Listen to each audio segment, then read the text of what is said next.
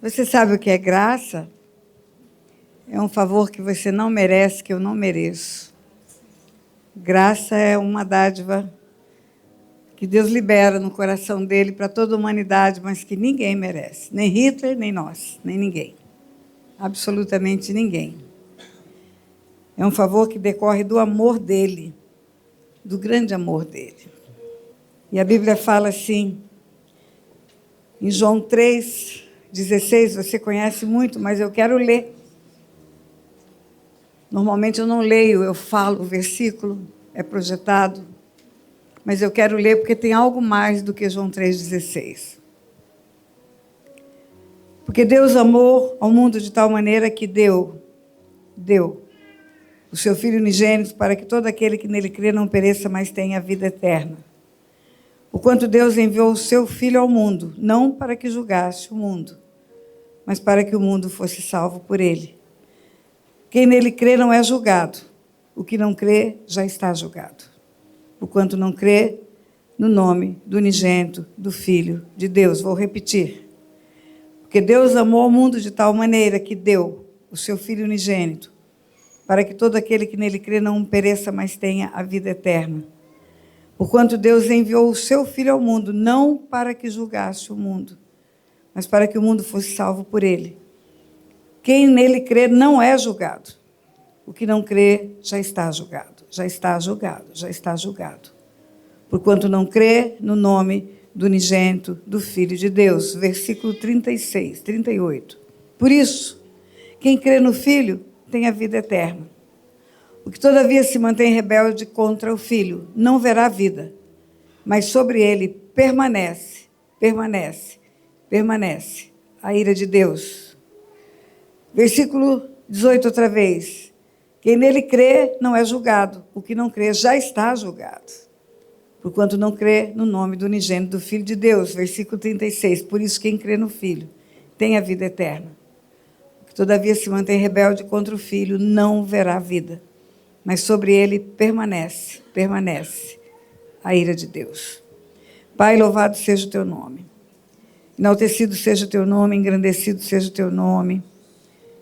Cremos no teu amor por nós, papai, manifesto por esse ato tremendo de amor.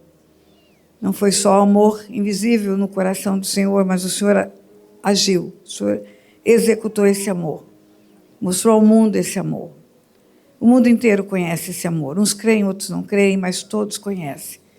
Todos conhecem a história da cruz, todos conhecem o sacrifício, todos conhecem aquilo que aconteceu no Gólgota há mais de 2000 anos atrás.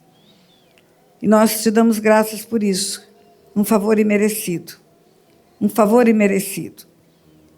E usa-nos, Pai, nesta manhã para falar às pessoas que estão aqui. Usa-me, Pai. Usa a minha vida, usa a minha boca, usa o meu coração, usa o meu espírito, meu corpo, papai. Para falar das coisas do teu reino, eu tenho pedido isso ao Senhor. Revela-te a mim, revela-me os tesouros escondidos da tua palavra, para que eu possa, Senhor, cumprir meu precioso chamado em obediência ao Senhor, papai. Que esta manhã seja preciosa aos nossos corações. E que aqueles que estão ouvindo nas redes sociais, aqueles que estão recebendo em suas casas, também possam ser edificados por essa palavra. Eu proíbo Satanás de interferir. Acho que a maioria. Vamos perguntar, quantos não me conhecem? Levanta a mão. Meia dúzia de pessoas não me conhecem. Então eu vou me apresentar. Eu sou a pastora Tânia Tereza, consagrada apóstola em dezembro, junto com meu marido, pastor Otto, também consagrado apóstolo. Tenho 76 anos, 77. Ele tem 87. Pregamos a palavra há quase 50 anos. Temos 2 filhos, temos 7 netos, 3 bisnetos. E temos a alegria de fazer o que fazemos. E ontem eu contei no encontro de casais que Deus me levou até a magistratura, me fez juíza para entender o mundo espiritual. E as revelações que Deus tem me dado a partir desta posição, elas têm sido gradativas. É como se Deus fizesse comigo como faz com criança. Você primeiro ensina a criança a contar de 1 a 10, depois você ensina a criança a somar, depois subtrair, dividir, multiplicar. fazer frações. À medida que ela vai crescendo no entendimento, você vai dando mais informação. E a grandeza de haver sido chamada, conhecendo de leis, para pregar o Evangelho, que fala de um mundo espiritual que não é místico. É invisível, mas é real e é legal. É invisível, real e legal. O mundo espiritual é paralelo ao mundo natural. Tão real quanto o mundo natural. E é maior do que o mundo natural. O mundo natural está contido dentro do mundo espiritual. Mas o que eu vou compartilhar com você aqui, talvez seja a maior revelação que Deus me deu como juiz. Como juiz, um juiz faz uma sentença. O ato jurisdicional é a prolação de uma sentença. Uma sentença é uma decisão de um juiz. As partes entram com as suas histórias, o autor com a petição inicial, o réu com a defesa, contrata advogados. O nosso irmão foi usado por Deus para falar aqui sobre uma situação jurídica dele, que teve que contratar advogados para se livrar de alguma coisa. O juiz leva o processo a sério, se o juiz for sério. Se o juiz não for corrupto, ele vai examinar detalhe por detalhe do processo. E assim eu fazia durante 10 anos. Às vezes acordava madrugada, orava e falava: Deus, me mostra o que tem nas entrelinhas. Me mostra o que eu não vi, mas que está no processo. Me mostra o que a testemunha disse e eu não percebi a hora que ela disse. Eu vou reler de novo a transcrição do depoimento. Preocupada em exercer a justiça certa. Eu orava, eu botava a mão nos processos.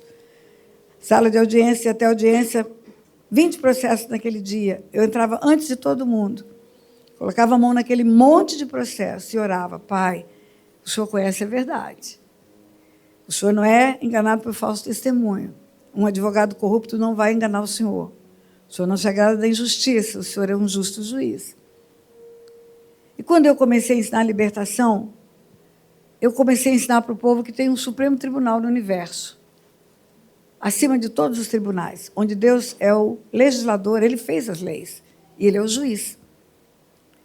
Jesus é o advogado, o Espírito Santo é fiel testemunha, tudo sabe, tudo vê, e Satanás é o acusador. Acusa dia e noite diante do Pai do que fazemos. O Pai não escuta mentira do diabo, tira isso da sua cabeça. Então, um juiz sério, um juiz íntegro, ele analisa o caso e ele aplica a justa justiça. Ele faz aquilo que a lei determina. A lei determina e é o que ele vai fazer, independente da pessoa que está sentada à frente dele. Existe um jargão no meio dos juízes que é nojento, porque afronta Deus. Aos amigos tudo, aos inimigos nem a lei. Eu já escutei juiz falar isso. Aos amigos eu faço a melhor sentença. O inimigo nem a lei eu aplico, eu quero que ele se arrebente. Isso não é verdade para um juiz correto. Um juiz correto, ele aplica a lei imparcialmente, seja quem for a pessoa que está sentada à frente dele. Quando eu ensino, por exemplo, heranças espirituais, lá no Silk, quem já fez o Silk sabe disso, eu mostro que a mão de Deus pesou em Davi, a mão de Deus pesou em Noé, a mão de Deus pesou em Abraão, heranças espirituais foram aplicadas, gerações foram sacrificadas pelos pecados deles, e eles eram especiais para Deus. Davi, um homem segundo o coração de Deus, Noé, escolhido por Deus como reto e íntegro no meio de uma geração que Deus exterminou, e Abraão começando nova geração. Mas Deus não deixou de aplicar a lei. Não deixou. Hoje, quando a pastora Patrícia veio fazer o momento do dízimo e da oferta, ela falou que algumas pessoas dizem: mas é do Velho Testamento, a lei acabou. A lei não acabou, queridos. A lei nunca acabou.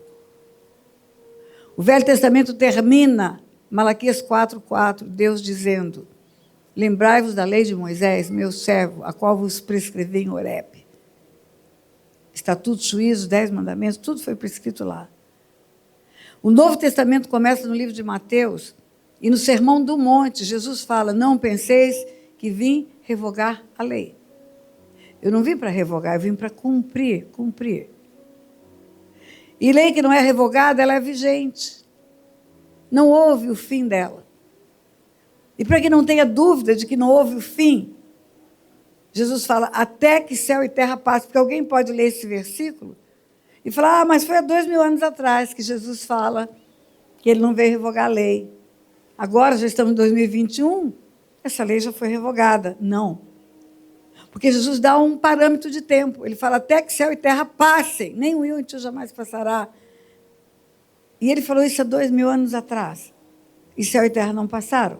Então a lei continua vigindo. Não acabou. E a lei é a informação de Deus para o homem, de como ele é como legislador.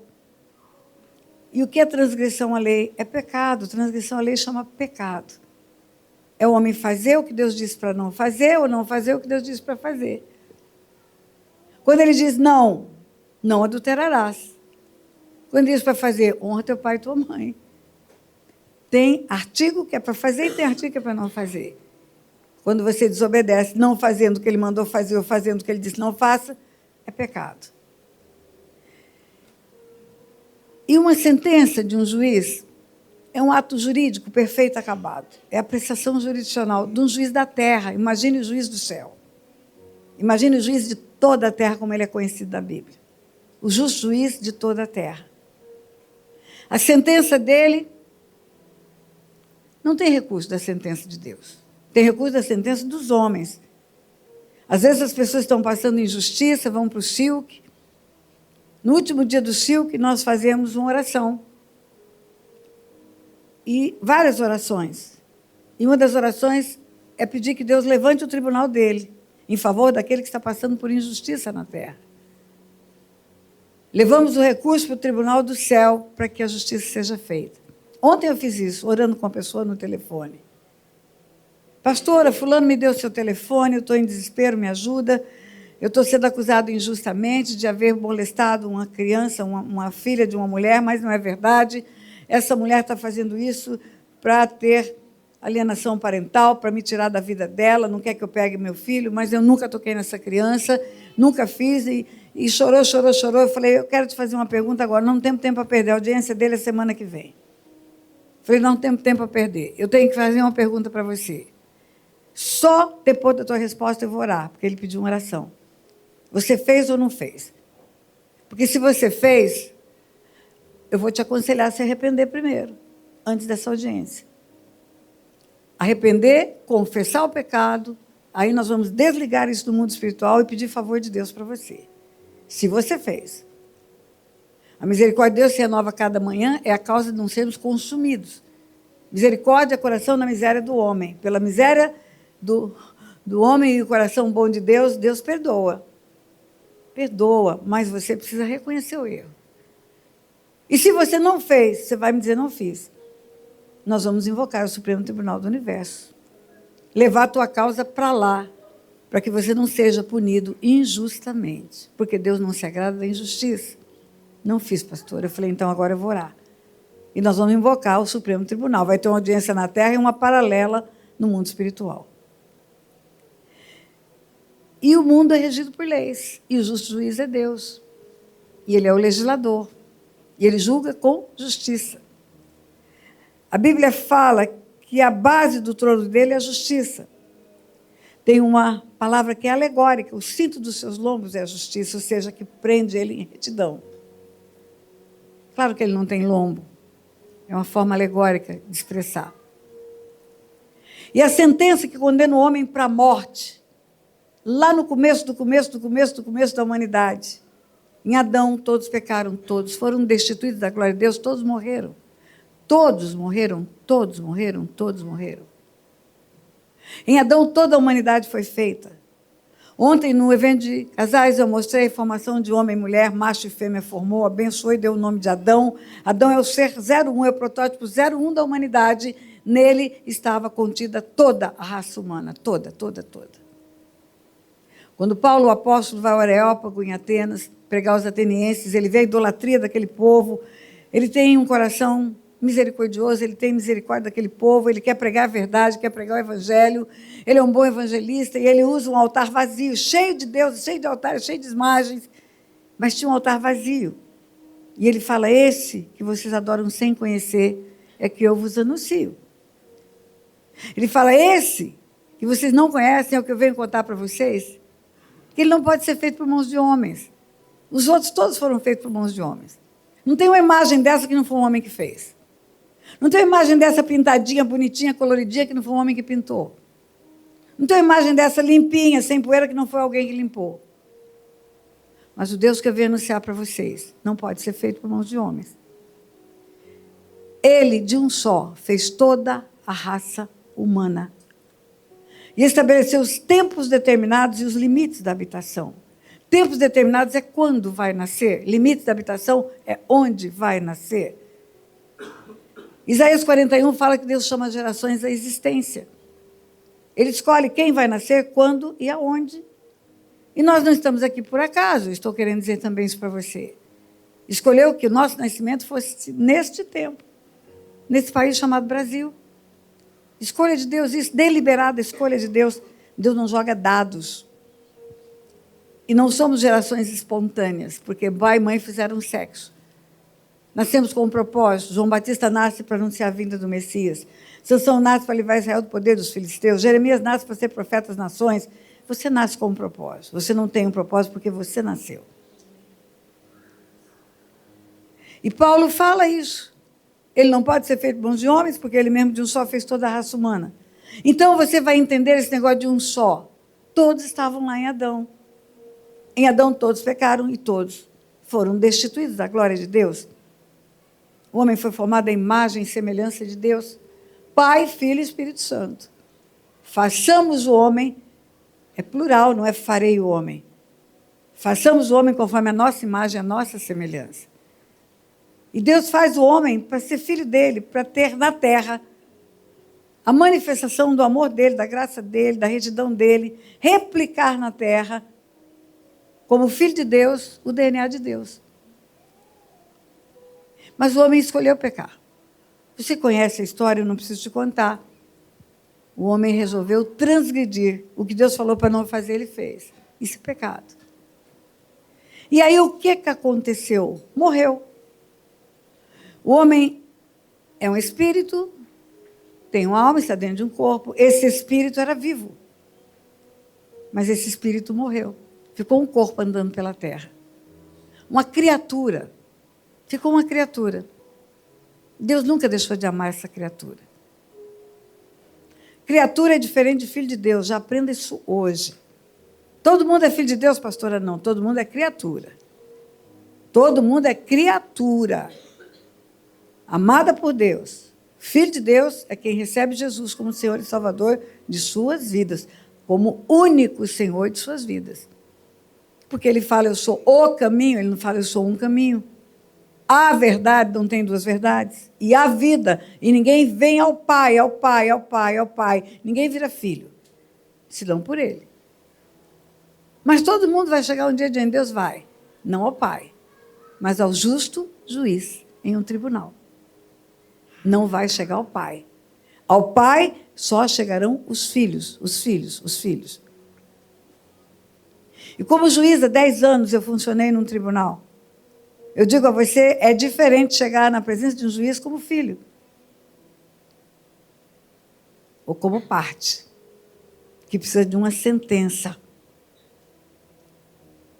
E aí, queridos, o grande juiz do universo condenou o homem à morte. O salário do pecado é a morte. E a condenação à morte foi dada pelo Criador. Ele condenou o homem à morte. Ele escreveu a sentença da morte do homem. E morte não é um caixão, 7 palmos abaixo no chão, coberto de flores. Morte é a separação eterna de Deus. Eterna, eterna, eterna. Você tem ideia do que é eternidade? 1 milhão de anos, 10 bilhões, 808 trilhões, trilhões. Ninguém pode imaginar o que é eternidade. Não tem nem começo nem fim. Eternamente separado de Deus. E no mundo espiritual só tem 2 lugares. Império das trevas e reino da luz. Império das trevas e reino da luz. Império das trevas e reino da luz. Na atualidade, eles estão coexistindo no mundo espiritual, nas regiões celestiais.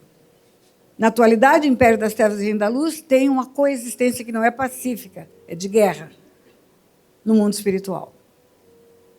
O ladrão que vem para matar, roubar e destruir está nas regiões celestiais. O Senhor Jesus, que reina, vive e governa da vida abundante, está nas regiões celestiais. Por isso que na carta aos Efésios está escrito: bendito nosso Deus e Pai, que antes da fundação do mundo nos abençoou com toda a sorte de bênçãos espirituais nas regiões celestiais.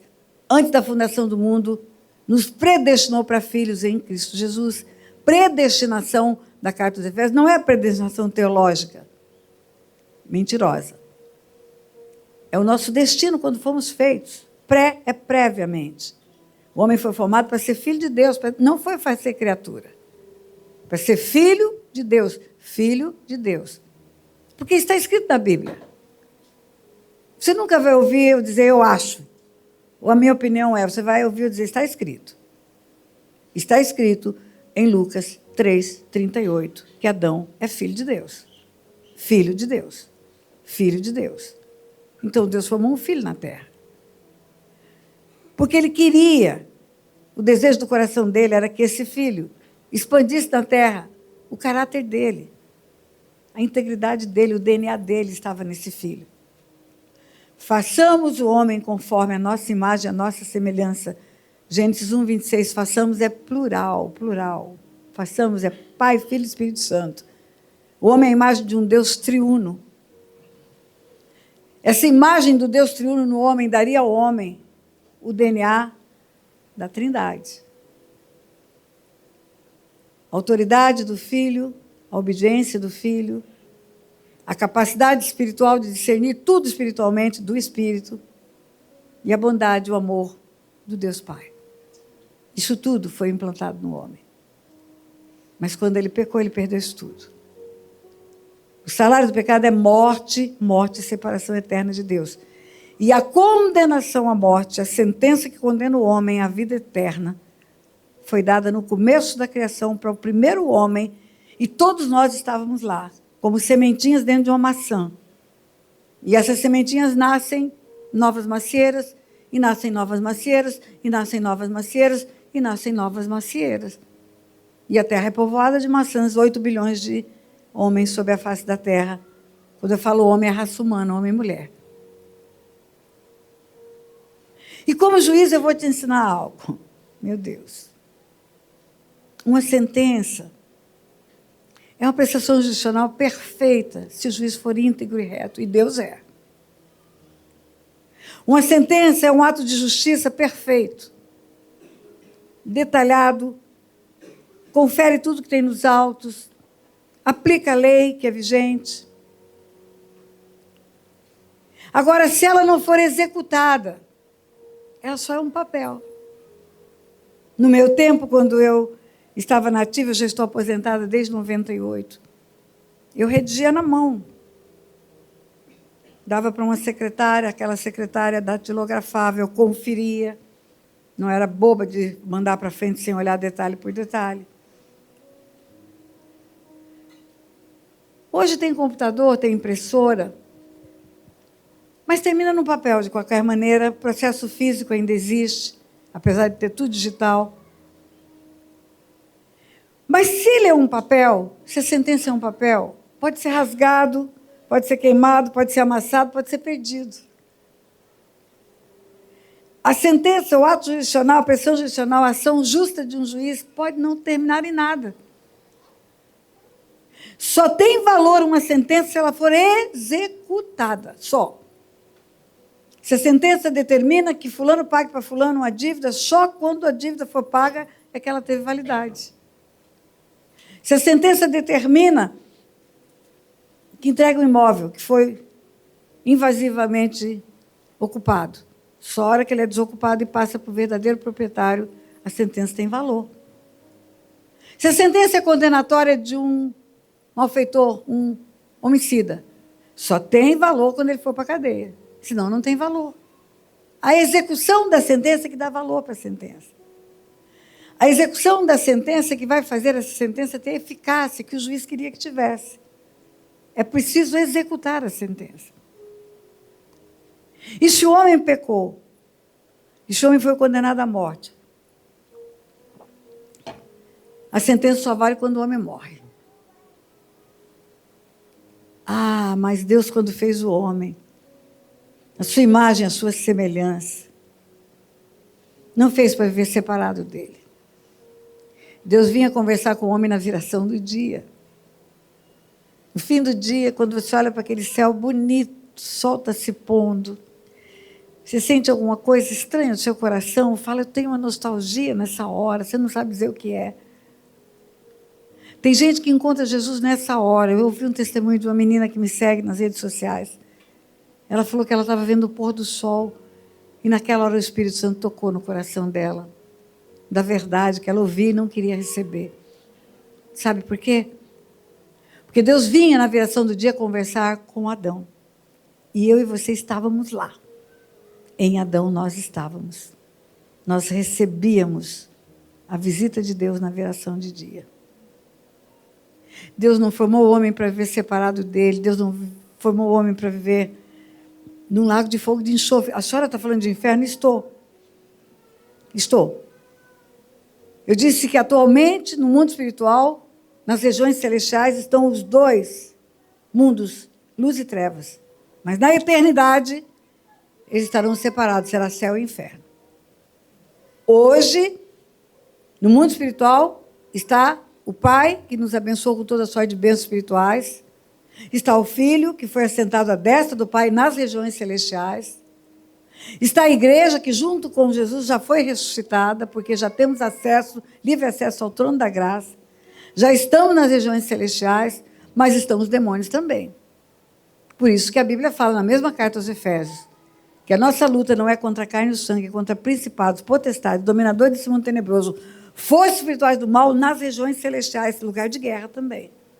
Então, ali estão luz e trevas. Não é uma coexistência pacífica, é de guerra. Antes da igreja nascer, guerrearam os anjos. No céu, expulsaram para esse mundo espiritual. Um nível mais baixo do que o terceiro céu. Mas agora é a igreja quem guerreia. Por isso que as portas do inferno não prevalecerão contra a igreja. Por isso que quem tem autoridade para guerrear é a igreja. Por isso que para mim é incompreensível que ministérios batam em ministérios de libertação e não aderem para guerrear junto com a gente, para somar o exército. Mas apontam a artilharia para nós e não para Satanás. Nos chamam de hereges. Tem gente que está ganhando dinheiro na internet chamando Tânia Tereza de herege, porque ele bota meu nome Tânia Tereza, todo mundo corre lá. Coitado. Não sabe ele o mal que está causando na vida de muitas pessoas que estão ouvindo essa loucura, ao invés de ouvir a verdade, porque não gasta tempo para dizer a verdade. Mas na eternidade, a eternidade que será o nosso futuro, todos nós, não haverá coexistência no mundo espiritual da igreja, de Jesus, de Deus Pai, Deus Filho e o Deus Espírito com demônios. Os demônios estão presos no lago de fogo de enxofre por toda a eternidade. E nós reinaremos com o Senhor. Mas o que eu quero dizer é que a condenação é separação eterna de Deus, começando agora. O que está condenado na sentença porque pecou, já está separado de Deus. Ele caminha na terra como criatura só. Não é filho mais. Não tem o DNA mais. Foi destituído. Destituído, perdeu. Mas na eternidade, ele vai ficar separado para sempre. Enquanto ele está aqui, ele ainda conta com essa maravilhosa graça que Deus quer salvá-lo. Porque Deus amou o mundo de tal maneira que deu o seu Filho unigênito para que todo aquele que nele crê não pereça, mas tenha vida eterna. Ele deu o Filho. Ele deu o Filho, porquanto Deus enviou o seu Filho ao mundo, não para que julgasse o mundo, mas para que o mundo fosse salvo por ele. Quem nele crê não é julgado, e quem não crê já está julgado. Já está julgado. E sabe qual a solução que Deus deu para não matar o homem que ele amou tanto e ama tanto? Ele executou a sentença dele. Não deixou de executar, porque senão ele seria um juiz que não teria valor. Ele fez o filho dele vir em carne. Ele fez o filho dele tornar-se homem.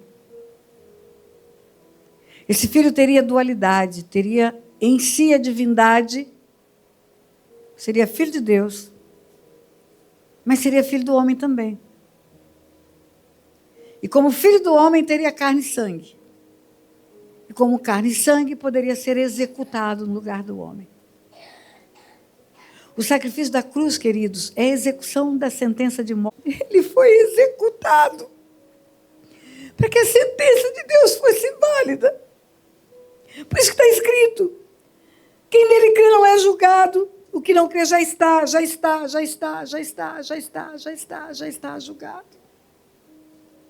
Quando eu li o último versículo, quem crê no Filho tem a vida eterna. O que todavia se mantém rebelde contra o Filho não verá a vida, mas sobre ele permanece e continua.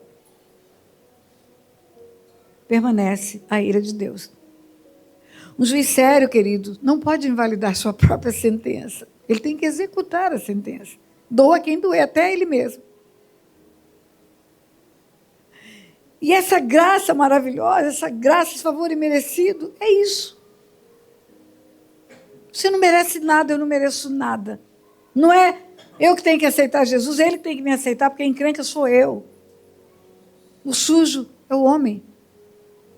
Mas ele faz o cumprimento da sentença do pai dele, permitindo-se ser humilhado, envergonhado, espancado, furado, para a sentença ser executada. Para que o homem fique livre disso, ele tem uma absolvição de bênção. Agora, presta atenção, não tem outro meio do homem não ser condenado à morte eterna.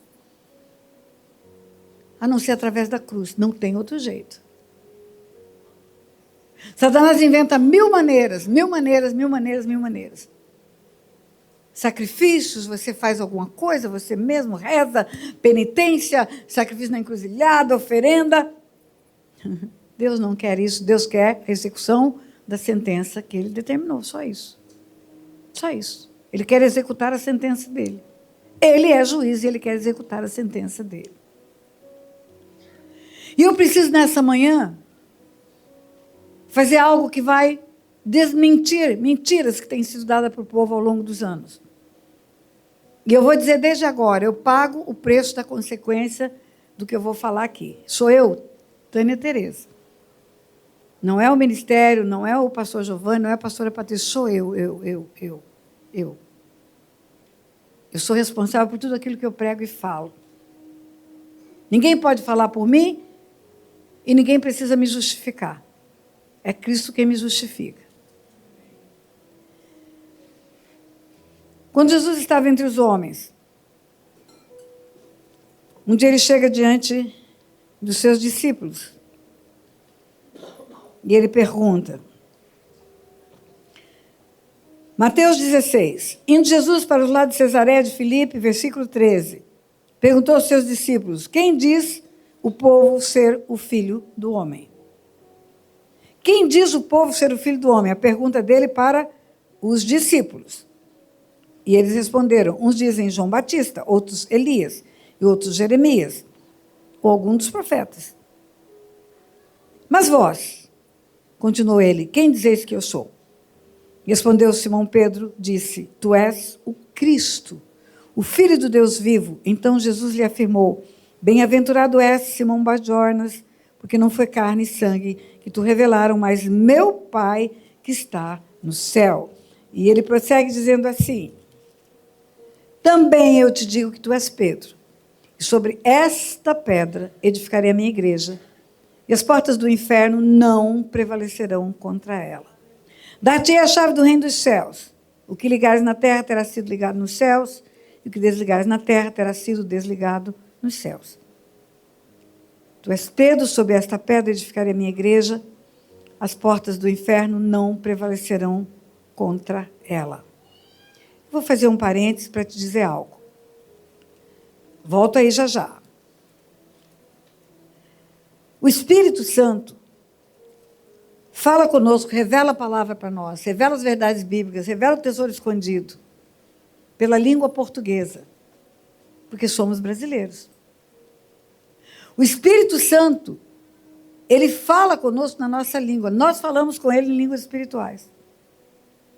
Ou através de línguas espirituais falamos com o Pai e edificamos a nossa própria vida espiritual. Mas Ele fala conosco na língua portuguesa. Quando aconteceu o Pentecoste, quando Ele veio, lá em Jerusalém, capítulo 2 de Atos, está escrito assim no versículo 5. Ora, estavam habitando em Jerusalém judeus, homens piedosos, vindos de todas as nações debaixo do céu. Quando, pois, fez ouvir aquela voz, afluiu multidão, que se possuiu de perplexidade, porquanto cada um se ouvia falar na sua própria língua. Na sua própria língua. Estavam, pois, atônitos e se admiravam, dizendo, vede, não são, porventura, galileus todos esses que aí estão falando? E como nós ouvimos falar cada um na nossa própria língua materna, língua materna, língua materna. A língua materna do brasileiro é o português. Somos pardos, medos, elamitas, naturais da Mesopotâmia, Judéia, Capadócia, Ponto, Ásia, Frigia, Panfilha, Egito, regiões da Líbia, mediações de Cirene, romanos aqui residem, tanto judeus como prosélitos, cretenses e arábios. Como ouvimos falar nas nossas próprias línguas? Não foram línguas estranhas, línguas dos anjos, foram línguas maternas, línguas pátrias. Se lá estivesse um francês, escutaria em francês. Se tivesse um alemão, escutaria em alemão, o brasileiro em português. Volta para Mateus. O Espírito de Deus fala conosco na nossa própria língua. Ele não fala em outra língua. Tu és Pedro.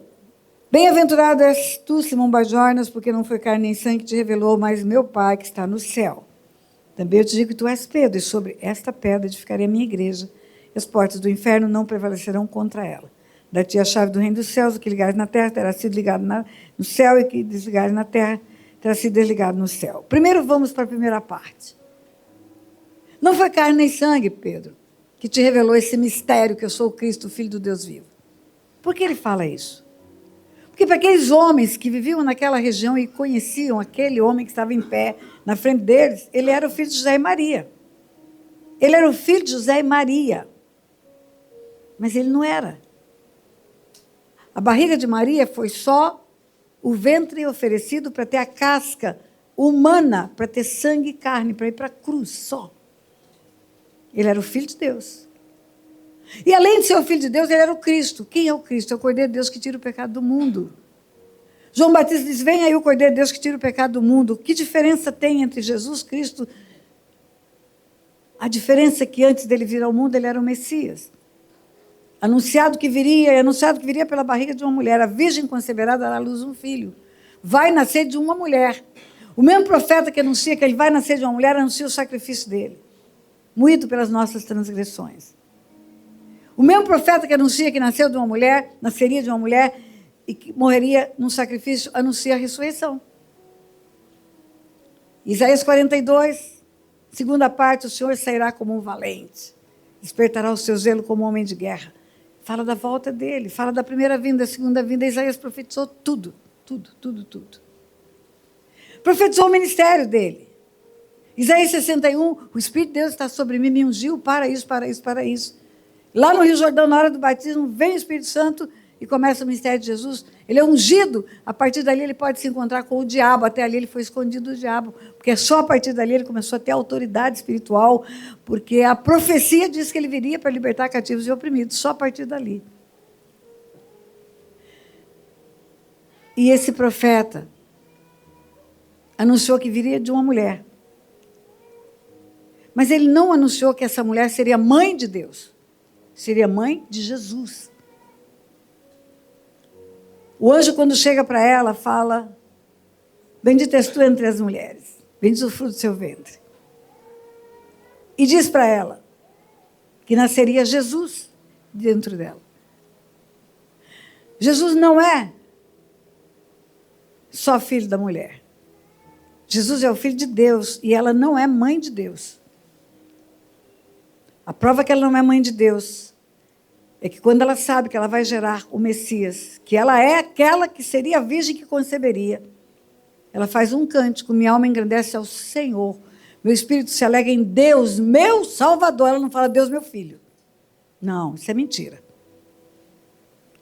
Também te digo, tu és Pedro. Você sabe quem eu sou, eu vou dizer quem você é então. Tu és Pedro, e sobre esta pedra eu edificarei a minha igreja. Língua portuguesa, esta mulher chama Tânia Teresa. Essa mulher chama Cleonice.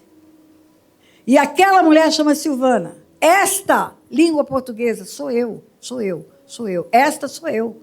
Esta sou eu, sou eu, sou eu. Essa está perto e aquela está longe. Esta pedra, Jesus está falando dele. Tu és Pedro, e sobre esta pedra, sobre mim, a igreja vai ser edificada. É isso que Jesus está falando. Aí a mentirosa idolatria inventa que Pedro, que recentemente foi elevado mais um a Pedro, mais uma papa, que o papa edifica a igreja. Isso não existe na Bíblia, queridos. Isso é invenção da idolatria, invenção de homens. Isso são preceitos de homens. Não existe na Bíblia nada que diga que Pedro é a pedra que edifica a igreja. É aquele que comanda, que traz doutrinas, que traz heresias.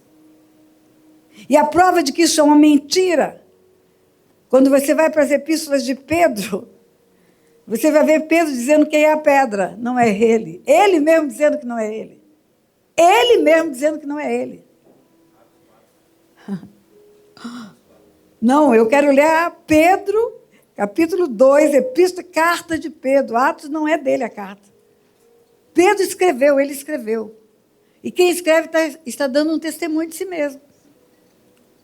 Pedro, em capítulo 2 da primeira epístola de Pedro, ele fala: despojando-vos, portanto, de toda maldade, dolo, hipocrisia, inveja, toda sorte de maledicência, desejai ardentemente, como crianças recém-nascidas, genuíno leite espiritual, para que por ele vos seja dado crescimento para a salvação, se é que tem experiência que o Senhor é bondoso, chegando-vos para ele a pedra que vive, rejeitada sim pelos homens, mas para com Deus eleita e preciosa. Também vós mesmos, como pedras que vivem, sois edificados casa espiritual para ser de sacerdócio santo, a fim de receber de sacrifícios espirituais agradáveis a Deus, por intermédio de Jesus Cristo. Por isso está na Escritura: eis que põe em ser uma pedra angular, eleita, preciosa, e quem nela não crê, não será de modo, quem nela crê não será de modo nenhum envergonhado. Para vós outros, portanto, os que credes, é preciosidade, mas para os descrentes, a pedra que os construtores rejeitaram veio a ser a pedra principal, a pedra angular. Pedra de tropeço e ofensa para quem não crê. São esses que tropeçam na palavra, sendo desobedientes. Enfim, mas vós, porém, sois raça eleita, sacerdócio real, nação santa, povo escolhido para proclamar, povo de propriedade exclusiva de Deus, a fim de proclamar as virtudes daqueles que vos chamou das trevas para a sua luz. Sabe o que Pedro está dizendo aqui? Ele é a pedra angular, é a base, e nós somos pedras vivas. Como se fosse construído um edifício e cada um de nós fosse um tijolo. E é através desse prédio, dessa casa, que Deus opera. Sacerdócio real, nação santa. Quem é o sacerdote? Somos nós. Digno é o cordeiro de abrir o livro, tirar o selo, porque foi morto, e com sangue comprou povos de todas as raças, tribos e nações, e os constituiu reis e sacerdotes. Língua portuguesa. Digno és de abrir o livro, tirar o selo, porque foste morto. Já foi. Nós sabemos que foi. E para o nosso Deus, compraste, já comprou, povos de todas as raças, tribos e nações, inclusive nós do Brasil. E os constituiu, tempo passado do verbo, não é constituirá, reis e sacerdotes. Só o último verbo é que é futuro, e reinarão sobre a terra. Novo céu, nova terra, o povo vai reinar na terra, mas já está comprado, já está constituído, já é rei e sacerdote. Você não precisa de um supremo papa para chegar ao coração de Deus. E nem precisa de intermediação de outro que não seja Jesus, que é o único caminho que leva ao Pai. Todas as mentiras da idolatria foram criadas por esse conceito original, de que tem um líder que pode dar cânones, preceitos, ensinos, que muda a verdade da palavra. O nosso Deus, escute bem, não é o mesmo Deus da idolatria. É o mesmo Deus, pastora? Não é. Porque na minha Bíblia, Deus abomina a idolatria. E nas igrejas que estão adotando a idolatria, há uma coexistência pacífica com a idolatria. Na minha Bíblia, Jesus foi crucificado no meu lugar, restou dentre os mortos, subiu à destra de Deus, subiu aos céus, sentou-se à destra de Deus. E dirá, ele governa a igreja, que é o seu corpo na terra. Ele é o único governo.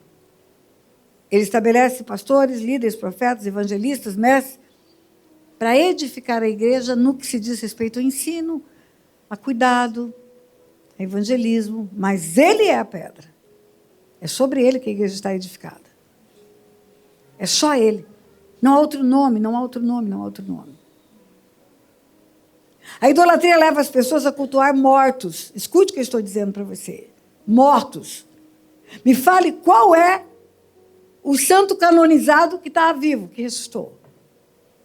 Me conte qual deles, porque eu não conheço. Todos estão mortos, mortos, mortos. Aí você vai entender na carta de Oséias, do profeta Oséias, usado por Deus para combater a idolatria, por que morre tanto filhos de quem cultua santos? Morre antes de nascer, morre em aborto espontâneo, ou tem esterilidade, ou morre depois que nasce. Porque cultua mortos. A mentira da idolatria precisa ser desmascarada, queridos. O preço é alto. E tem que falar enquanto pode. Enquanto pode. Quando você conhece a Bíblia toda, você vai ver o tribunal do universo, o grande trono branco. Você vai ver o que vai acontecer. O juízo de Deus. 20 de Apocalipse, versículo 11. Vi um grande trono branco, e aquele que se assenta nele, de cuja presença fugiram o céu e a terra, e não se achou o lugar deles. Vi também os mortos, os grandes e os pequenos, postos em pé diante do trono. Então se abriram os livros com L minúsculo, e ainda outro livro, que não são os livros, que é o livro da vida, com letra maiúscula, foi aberto. Vários livros, e agora um livro especial que chama Livro da Vida. E os mortos foram julgados segundo as suas obras, conforme o que se achava escrito nos livros. Deu o mar os mortos que nele haviam, a morte e o além entregaram os mortos que neles haviam. Foram julgados um por um segundo as suas obras. Então a morte e o inferno foram lançados para dentro do lago de fogo. Esta é a segunda morte, o lago de fogo. E se alguém não foi achado inscrito no livro da vida, esse foi lançado para dentro do lago de fogo. Talvez você não tenha entendido, eu vou explicar. Todos chegarão diante de Deus. Todo caminho leva a Deus. Todo caminho leva a Deus. O satanista vai chegar lá. Assim como o idólatra. Assim como o feiticeiro. Assim como o ateu. Todos vão chegar lá. Todos vão chegar lá. Se tem um nome escrito no livro da vida, significa que recebeu Jesus como Senhor e Salvador de sua vida. Ele veio para os seus, mas os seus não receberam. Tantos quantos o receberam, deu-lhes o poder de serem feitos filhos de Deus, a saber os que creem no seu nome. Recebeu Jesus, tornou-se filho, o DNA volta. Gálatas 4, a partir do versículo 4, diz: vindo a plenitude do tempo, Deus enviou o seu filho, nascido de mulher, nascido sob a lei. Condenado, para resgatar os que estavam debaixo da lei. Resgatar. A fim de que recebêssemos a adoção de filhos. E porque vós sois filhos, Deus enviou ao nosso coração. Parece que tem um erro da língua portuguesa, porque vós tinha que ser vosso. Mas o apóstolo Paulo está se incluindo, ele também é filho. Porque vós sois filhos, Deus enviou ao nosso coração, ao seu e ao meu. O espírito do seu filho, que clama, Abba, Pai. De sorte que não sois mais servos, mas sois filhos. E sois filhos, sois também herdeiros de Deus. Só tem um jeito de ser filho, só tem um jeito, só tem um nome pelo qual importa que sejamos salvos, só. É através do Filho de Deus. Esse que recebe o Filho de Deus, imediatamente, é resgatado do império das trevas para o reino da luz. Em Colossenses, capítulo 1, versículo 13, fala isso, ele nos resgatou do império das trevas para o reino da luz. Nessa hora, o teu nome é escrito no livro da vida, a morte acaba. O livro da vida é onde estão os que não têm mais a morte eterna. Mas vão caminhar aqui até ter a primeira morte. Aqui está cheio de gente que tem o nome escrito no livro da vida, mas que vai ter a primeira morte. O corpo vai descascar. O espírito vai voltar para o pó. Chico, você está proibido diante de mim. Eu falei ontem. Não fura a fila não, meu irmão. Ele teve um infarto recentemente, já dei um puxão de orelha nele. Está proibido de morrer antes de mim. Nasceu depois de mim, como é que vai morrer antes? O nome meu e o dele já estão escritos no livro da vida, do meu marido, do meu querido filho, do outro filho, dos discípulos, está tudo escrito lá, mas nós vamos ter a primeira morte. O corpo vai descascar, vai voltar para o pó. Mas haverá uma ressurreição, aleluia! E na ressurreição todos vão sair do túmulo. Os que morreram em Cristo Jesus, têm o nome escrito no livro da vida, vão ganhar um novo corpo, glorificado. Um corpo espiritual. Não tem doença, não tem dor, não tem mais nada. E eu acredito que teremos em volta de 30 e poucos anos. Eu acredito, não está escrito não. Porque era mais ou menos dessa idade o homem feito, quando foi feito Adão. E dessa idade o homem morre na cruz com a primícia da ressurreição. Por isso que eu creio que restaremos nessa faixa etária. Ai, ai, ai. 30 anos, tudo de lindo, né? Ressuscitarão e irão para um tribunal. O tribunal do céu, o Supremo Tribunal. Então, a morte e o inferno foram lançados no lago de fogo de enxofre. Se alguém não foi achado escrito no livro da vida, foi junto com a morte e o inferno para o lago de fogo de enxofre. Tem dois caminhos depois do tribunal. Tem o da absolvição e o da condenação eterna. Absolvição eterna e condenação eterna. Capítulo 21. Vi novo céu, nova terra, pois o primeiro céu e a primeira terra passaram, o mar já não existe. Vi também a cidade santa, a nova Jerusalém, que descia do céu da parte de Deus, ataviada como noivo, adornada para seu esposo. Então ouvi grande voz vindo do trono, dizendo: eis o tabernáculo de Deus com os homens, Deus habitará com eles. Eles serão povo de Deus, e Deus mesmo estará com eles. Eles enxugará dos olhos toda lágrima, a morte já não existirá, não haverá luto, nem pranto, nem dor, porque as primeiras coisas já passaram. E aquele que está sentado no trono, disse: eis que faço novas todas as coisas, e acrescentou: escreve, porque essas palavras são fiéis e verdadeiras. Disse-me ainda: tudo está feito. Eu sou o alfa e o ômega, o princípio e o fim. E eu a quem tem sede darei de graça da fonte da água da vida. O vencedor, herdará estas coisas. Eu lhe serei Deus e ele me será filho. Ele me será filho. Quanto, porém, aos covardes, aos incrédulos, aos abomináveis, aos assassinos, aos impuros, aos feiticeiros, aos idólatras, e a todos os mentirosos, a parte que lhes cabe será no lago que arde com fogo e enxofre, a saber, a segunda morte. Está dividido.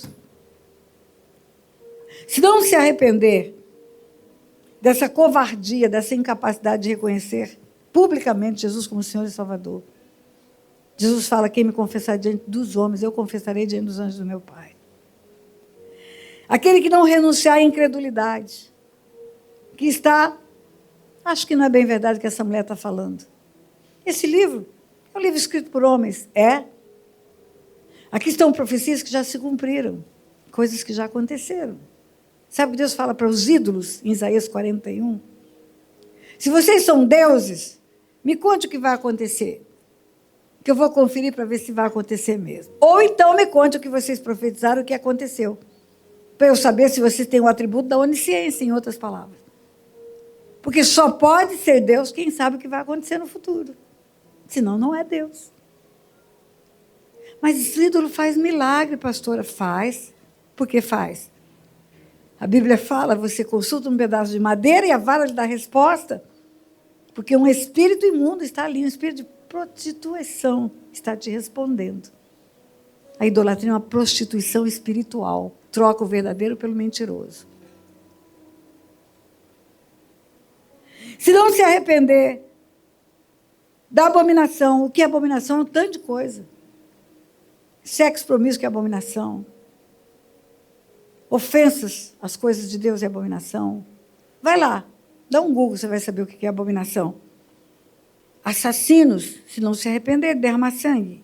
Impuros, são os promíscuos que não se arrepender. Aos feiticeiros que consultam demônios, vão fazer oferenda para Satanás nas encruzilhadas, se não se arrepender. Os idólatras que vão adorar imagens feitas por mão de homens E os mentirosos, porque o pai da mentira é Satanás, todos, se não se arrependerem, todos vão juntos para o inferno. É isso que está escrito aqui. Está escrito. Eles vão todos para o inferno, todos.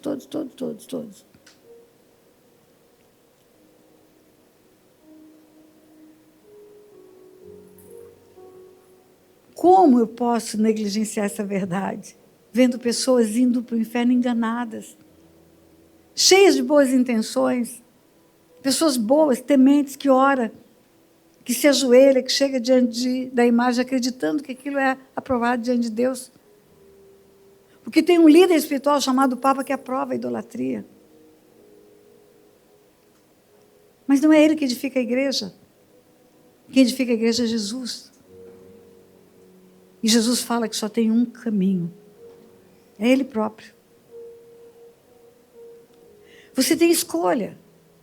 Você tem escolha. Você tem escolha. Ou você é executado, ou Ele é executado no seu lugar. Por isso que a gente fala, você quer receber Jesus como teu Senhor e Salvador? Primeiro você tem que crer com o coração, confessar com os lábios que Ele é o Senhor, que Ele é o Senhor. Porque Ele fez isso, Ele foi premiado pelo Pai, porque Ele concordou em ser executado no meu lugar. Ele que não devia nada, que não fez nada errado. Concordou em ser humilhado, vir em carne. Humilhado não é só na cruz, humilhado é vir da barriga de uma mulher.